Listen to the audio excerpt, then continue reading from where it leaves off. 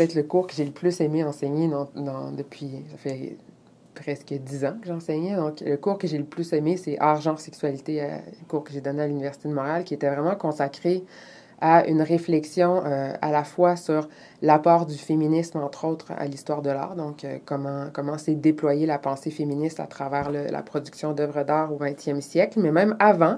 Mais pas seulement le féminisme, aussi la culture gay, la culture queer, toute la remise en question des rôles sociaux qu'on associe au genre, donc au genre sexuel, donc le rôle social féminin et le rôle social masculin.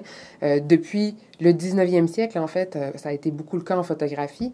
Il y a eu une constante remise en question de ces identités qui étaient vues comme étant, et qui, à mon sens aussi, sont vues comme des identités qui sont essentiellement construites socialement. Euh, on est avec un sexe de type féminin ou masculin, mais ce qu'on devient par la suite ou ce qu'on arrive à performer de notre genre en étant plus ou moins féminine ou plus ou moins masculin, c'est quelque chose qui est extrêmement construit socialement. Et donc, le cours visait à travers l'histoire de l'art du 20e siècle au complet, donc même du 19e jusqu'à aujourd'hui, le 21e siècle, à revoir en fait comment on met en échec cette construction, comment on la questionne, comment on transforme la notion de genre à travers la photographie des communautés transgenres à New York dans les années 30, dans les cabarets à Brooklyn, dans les cabarets à Harlem, même chose en Europe, comment les artistes ont traité la question du sida qui frappait la communauté homosexuelle dans les années 80. Donc, beaucoup de questionnements qui sont à la fois très, très, très sociaux, parce que souvent qui impliquent une forme de combat social ou d'engagement militant, parce que la plupart des gens qui ont défendu cette volonté de se dissocier de deux genres, parce que c'est souvent comme ça qu'on présente la chose, il y a les femmes, il y a les hommes, il y a des gens qui ne se sentent pas à l'aise dans ce type de catégorie, et l'histoire de l'art, en fait, recèle de vraiment beaucoup d'œuvres qui témoignent de ces questionnements qu'on connaît depuis, ne serait-ce que pour la culture lesbienne, la culture homosexuelle, mais aussi les hermaphrodites. Il y a eu toutes sortes de choses qui ont été faites autour de ça. Et la manière dont encore aujourd'hui on performe à travers l'art des identités de genre ou on tente de les mettre en échec, c'est encore plus... En fait, c'est vraiment intéressant aujourd'hui parce que c'est tellement lié aussi au monde de la pub.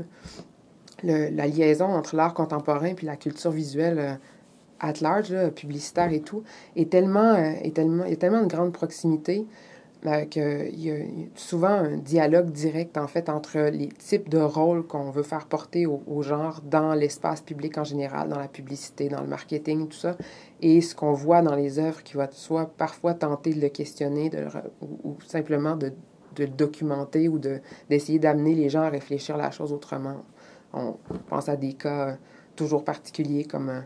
J'aime ça présenter ça comme ça à mes étudiants. On sait que tous les mannequins dans tous les magazines sont hyper photoshopés. On sait que c'est un leurre. On sait que c'est un mensonge éhonté. Et malgré tout, on ambitionne quand même de leur ressembler.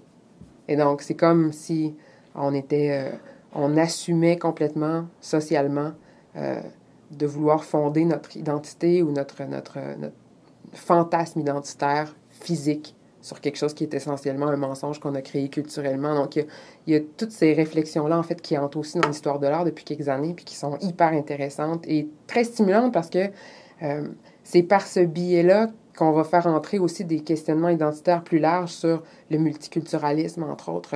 Le fait que l'histoire de l'art est une histoire de l'art de l'homme blanc, pour la plupart. C'est vraiment comme ça qu'on peut la voir.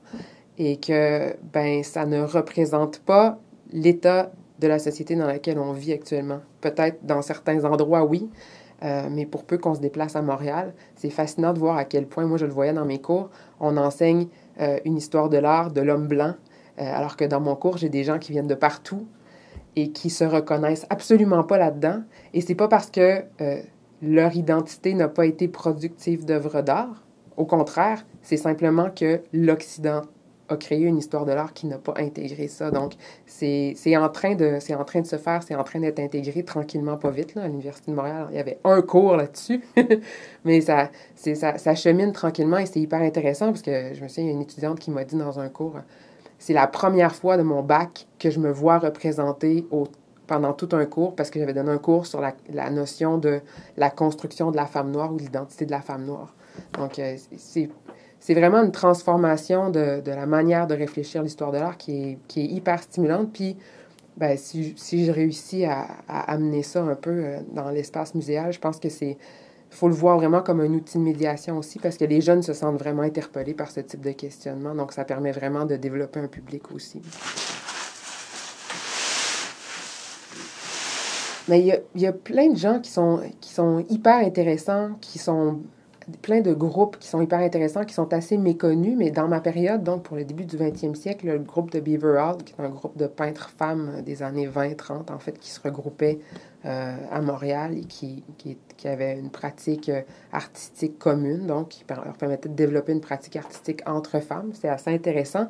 Dans l'art contemporain, c'est quelque chose qui est devenu de plus en plus intégré. Je pense au travail en photographie d'Andrea Silasi ou de Eliane Escoffier. Il y a vraiment plusieurs personnes qui ont réfléchi sur ces notions-là, du rapport entre le genre et le corps, la manière dont on le représente.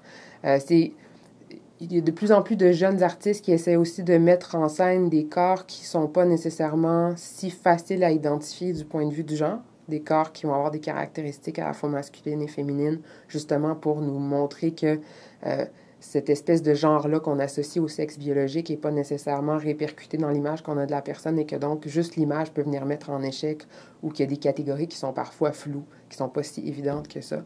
Dans la culture contemporaine, c'est assez présent, je dirais. On le voit aussi beaucoup dans la pratique de l'autoportrait, puisque ça aussi, ça fait partie d'une espèce de quête identitaire. Je dirais que généralement, c'est ultra présent, mais qu'on n'en parle pas. On n'en parle pas tant, ça n'a pas tant infiltré encore le discours de l'histoire de l'art. Il y a vraiment beaucoup de travail, il y a beaucoup de défrichage qui se fait actuellement parce que je vois beaucoup d'étudiants à la maîtrise puis au doc qui travaillent sur ce type de sujet. Mais avant que ces thèses-là soient publiées, ça peut prendre encore quelques années. Et donc, c'est comme un rôle que j'essaie d'amener ce point de vue-là, en fait, ici aussi. Puis ça fait partie des choses qui m'intéressent depuis le début parce que c'est quelque chose qu'il faut réfléchir. Puis en fait, on va avoir une expo bientôt en février pour la saison photo sur la photographie contemporaine qu'on trouve dans les collections du musée. Donc, la photographie de 1990 à aujourd'hui. L'exposition s'appelle Incarnation. Puis il y a énormément de photographies là-dedans qui amènent ces questionnements, qu'on pense à Evergone, j'ai dit Andrea Silasi tout à l'heure, mais il y a vraiment plusieurs personnes, ou Miloutine Goubache. Il y a vraiment beaucoup de gens qui travaillent sur les questions à la fois d'identité de genre et d'identité culturelle. Donc, il va y avoir quelque chose là, déjà, pour commencer à aborder cette question-là.